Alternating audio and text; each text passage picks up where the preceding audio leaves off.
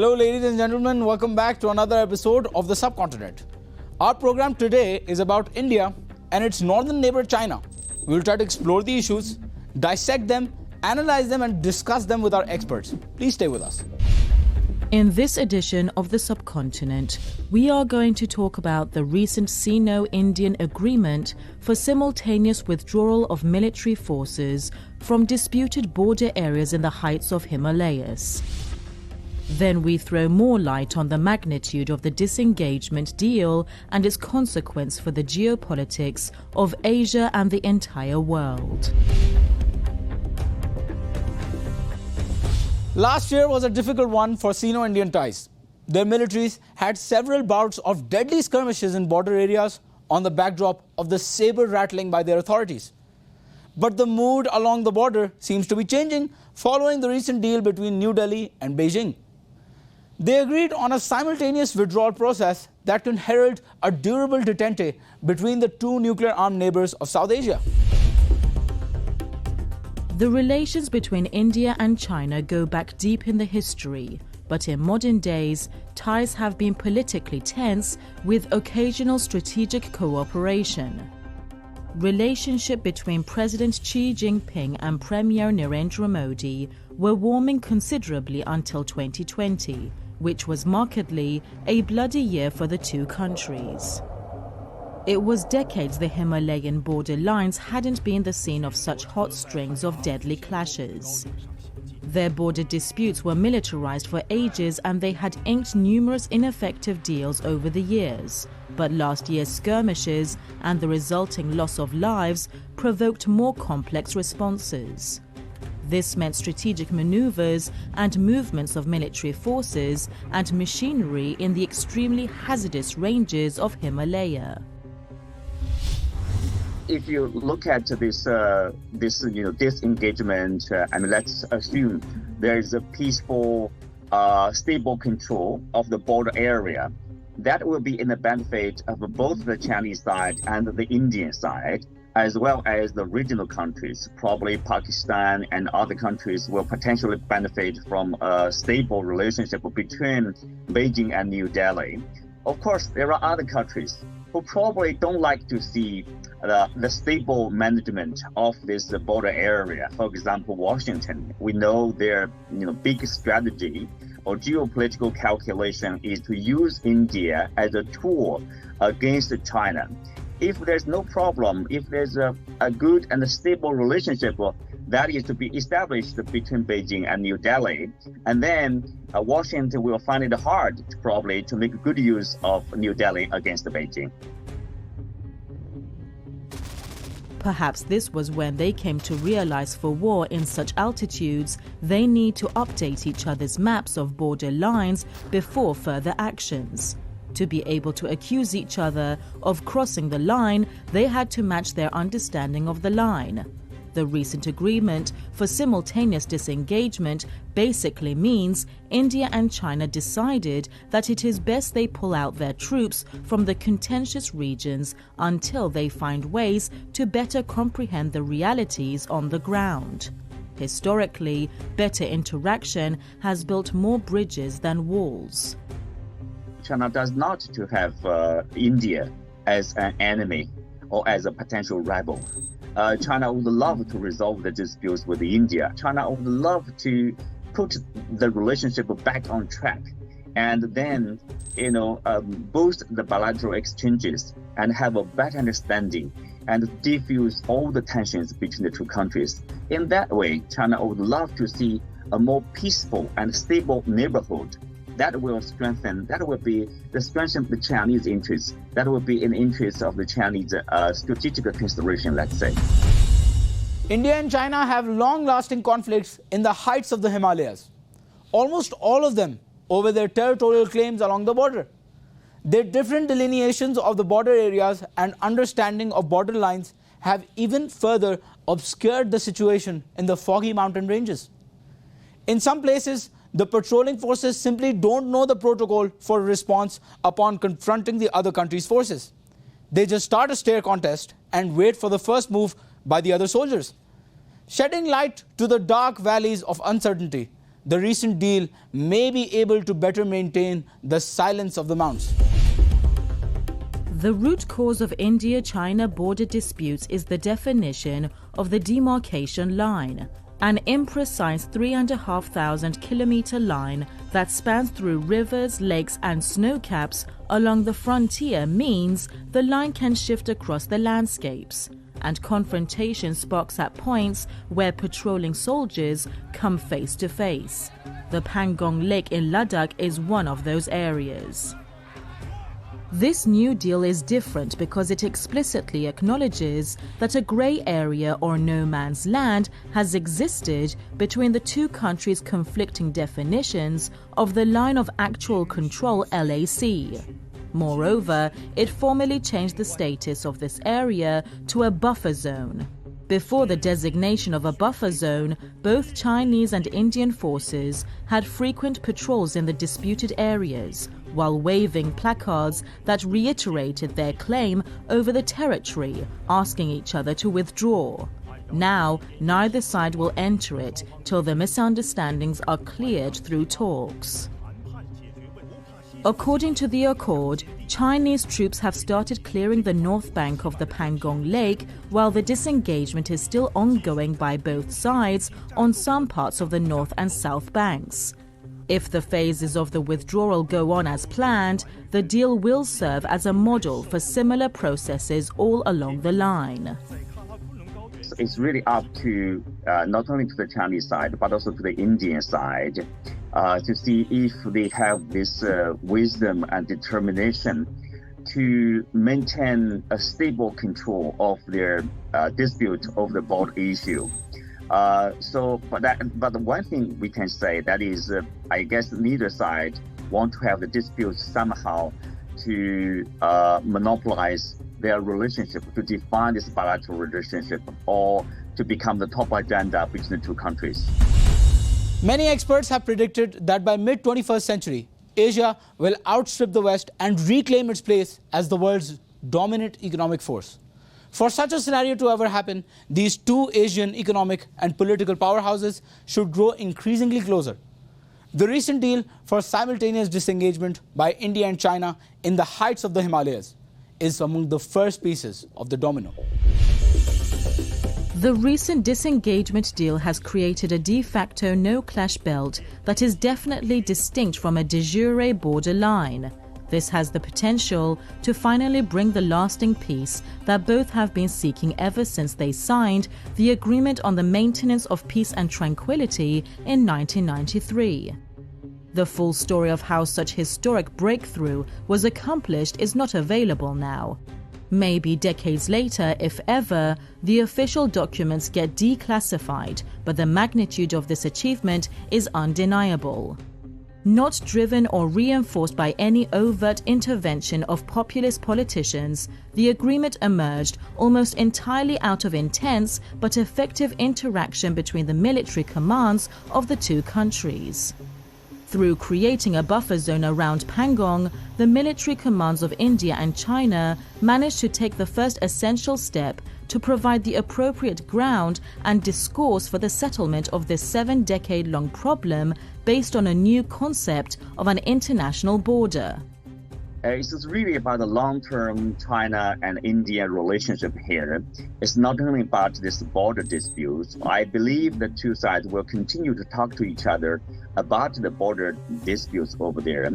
Remember one fact, China has 14 countries, bordering 14 countries on the land, and then 12 of them have resolved the border issues with China. The only two remaining basically is India and Bhutan. Bhutan, which is under control of India. So basically there's only one country, that's India. So the Chinese side would say, there is a lack of flexibility on the Indian side. Of course, there are probably, Indian allegations about the Chinese side. But anyway, I think both sides understand that their relationship should not be defined by the border disputes. Because for both sides, their priority is really the development of the economy and the welfare of their people. And that's, much more important than a piece of barren land in the Himalaya along this high plateau over there. Although the problems between India and China are not limited to the border issues, the mere existence of a functioning de-escalation process and an ongoing interaction have promising prospects for a continental peace, on top of the drastic consequences for the domestic and foreign politics of the two countries. Cordial relations between India and China can change the dynamics of ties in the region and the globe simultaneously. For starters, Pakistan feels the need to readjust its India strategy accordingly, while China gains even more leverage against the already benign policy of the Biden administration. India and China are two old neighboring empires that together account for nearly 40% of the total population of the Earth. Anything in this world that involves the lives of so many people has spiraling repercussions for all the international society. When there were clashes at the border and trade wars in the market, Beijing and New Delhi had reasons to justify failures and silence the critics. Now, with relative calm in the Himalayas, the internal opposition has more room to grow. The agreement has myriads of different advantages and perhaps disadvantages, particularly for countries with more direct connections. Following the disengagement deal, Pakistan also moved to reach a ceasefire with India over somehow similar border issues. I think, let's say a trustful and a stable relationship between New Delhi and Beijing that will ultimately help resolve the tension or the problems over Kashmir and the relationship between Pakistan and India. Of course, from India's point of view, they would see, China is behind Pakistan against India. But as I said, for China would love to see Pakistan and India resolve their disputes, historical issues over Kashmir and other issues, the lack of trust between the two countries. What's the point of fighting against each other? Because neither Pakistan and India would benefit from a bad relationship between the two countries. I don't think India wants to have a very tense relationship or very tense flashpoints, not only with China but also with Pakistan. For China would love to see its disputes with India to be resolved, and also would love to see the disputes between Pakistan and India to be resolved very soon. China would love to play a role.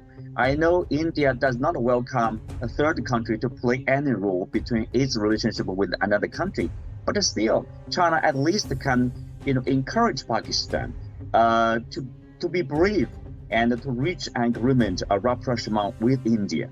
In that sense, everybody benefits from that kind of situation. In addition, more nuanced and less harsh China policies by the Biden administration means India has to rely on itself to contain a Beijing who now enjoys greater leeway. Washington would not love to see an improved relationship between New Delhi and Beijing, including this engagement. I would say probably that's the reaction from Washington. But of course, diplomatically, they would welcome such an disengagement. But strategically, I don't think people welcome that kind of development. But also, I think in New Delhi, they have a tradition of non-alliance in their policy making. They have they cherish their independent foreign policy very much. So they would love to have a relationship based on their own interests, in terms of relationship with Beijing, in terms of relationship with Washington or Moscow or with any other countries. So for India, for their national interests, they would love to have a stable relationship with China. They would welcome more foreign investment from either Beijing or Moscow or Washington, because that serves the national interests of India. Although it's not exactly in the interest of Washington, because Washington would love to see India to take a long-term, hard confrontation with Beijing. That in that way, they can say, we are with you, India, and go against China. But I think the India side, they are much, much wider than that. They are much wider than, to be used as a tool in geopolitical competition. The looming changes in India and China's relations with each other, as well as the world, can even have more dramatic outcomes, with the potential power to usher in a paradigm shift in the geopolitics of Asia and the world. All right, to learn more about this issue, we are joined by Mr. William Jones, who is the executive at Intelligence Review. Mr. Jones, welcome to the show. So starting off, I would like to ask you, can the India-China border dispute be resolved peacefully? And are India and China close to something like a lasting peace? Well, I think the border dispute can be resolved. I think it'll take a little more longer time than one would like. But I think what they have come to now in resolving some of the immediate hostilities from the earlier period, they can begin to talk about these things. I don't think there's an inevitable conflict between India and China. I think they will get along and can get along if outside influences don't tip the scale here. So I'm very optimistic that they'll move forward on this. Intervention is certainly a big issue. So can this peace deal be the first step towards building a strong Asian bloc? And who will benefit from such a peace deal? Well, building a strong Asian bloc is not going to happen anytime soon, given the tensions between India and China, and given the policies of the West, particularly the United States, with its Indo-Pacific strategy, which is specifically designed to contain China. I think the first step in moving in the direction of a united Asia is to try and counter this type of strategy by getting the countries of the region to work closer together and really to reject any kind of overt attempt to contain China, which is the most important country economically and also to some extent politically in the region. But you would have a strong Asia. If India and China collaborate together, there would be peace in Asia. But it's going to take a while because of their own dynamic and because of the outside forces that are trying to push it in a different direction. All right, Mr. Jones, before moving ahead, please let's just take a quick look at the global media coverages regarding this issue. Through the last decade, China has constructed proper surfaced roads on its side and has been able to access the area with vehicles, while Indian soldiers reached it by foot. In 2016 to 2017, the government purchased new patrol boats to ensure that access to Finger 8 from the lake could be improved.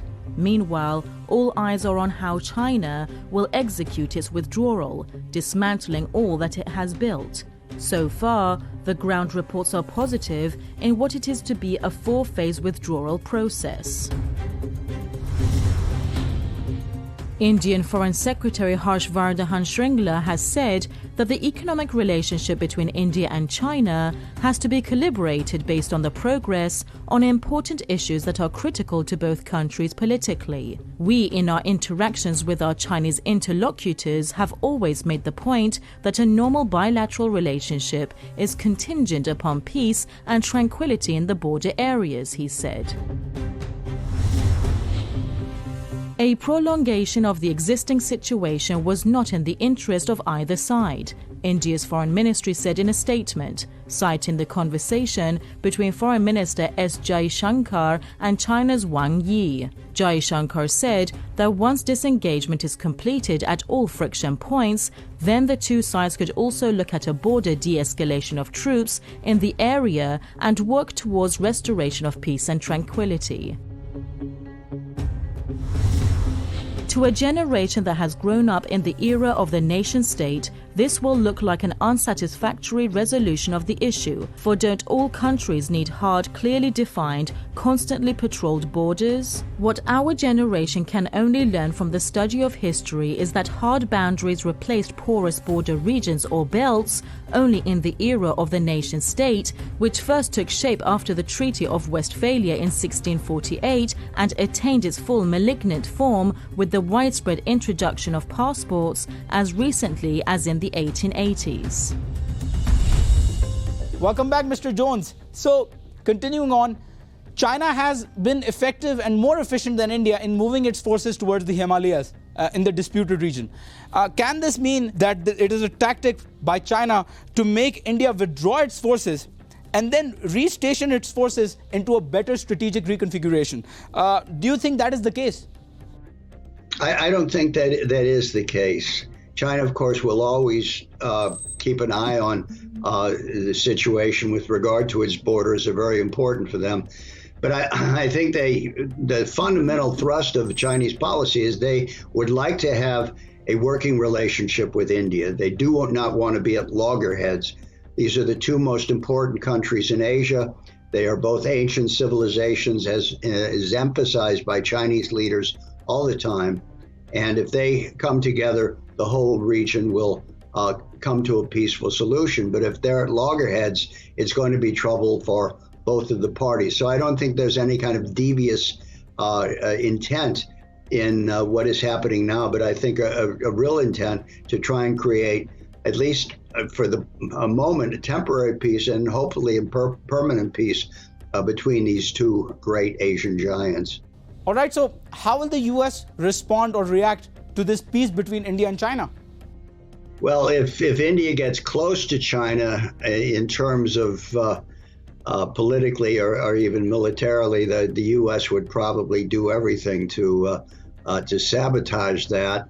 I don't think the U.S. really wants a conflict between India and China, but they do want India as a party in an overall plan to contain China.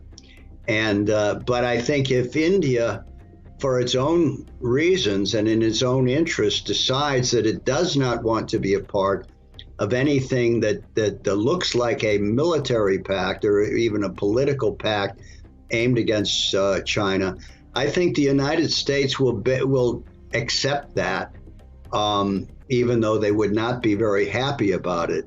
But I think if it gets too close, there'll be an attempt to sabotage, because there is a full court press at the present moment to try and bring India on board this Quad arrangement, which some people in Washington, I think, see this as a possible buildup of an Asian NATO. I don't think that'd be acceptable by India, and at a certain point, I think they're going to have to just say no to it. All right, this marks the end of this session. Thank you, Mr. Jones, for being with us. Viewers, let's take a quick look at the social media coverages in this regard. Snehesh Alex Phillip on his Twitter said, Army chief says China realized its habit of creeping forward and achieving goal without firing a shot or suffering casualties will not work with India. Says disengagement is win-win for both countries. Adds India does not want unsettled borders.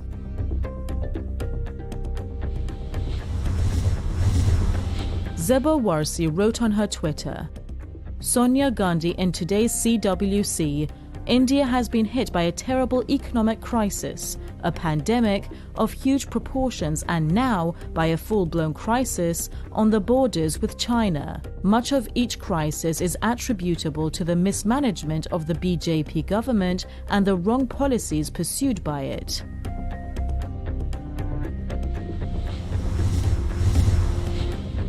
Tony Ashai posted on his Twitter, this video shows how sensitive Kashmir issue is. Kashmir borders with India, Pakistan and China, all three nuclear-capable countries. In the middle of this lies the future of 12 million poor Kashmiris who have no voice. One miscalculation and we have a nuclear holocaust.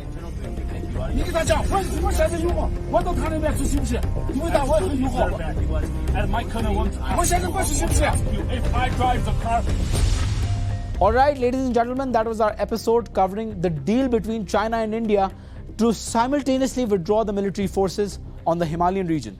To watch bits of our episodes and to follow more updates, please follow us on our social media platforms, and please make sure to give us feedback about what you think. We'll meet the same time, same day next week. Thanks for watching.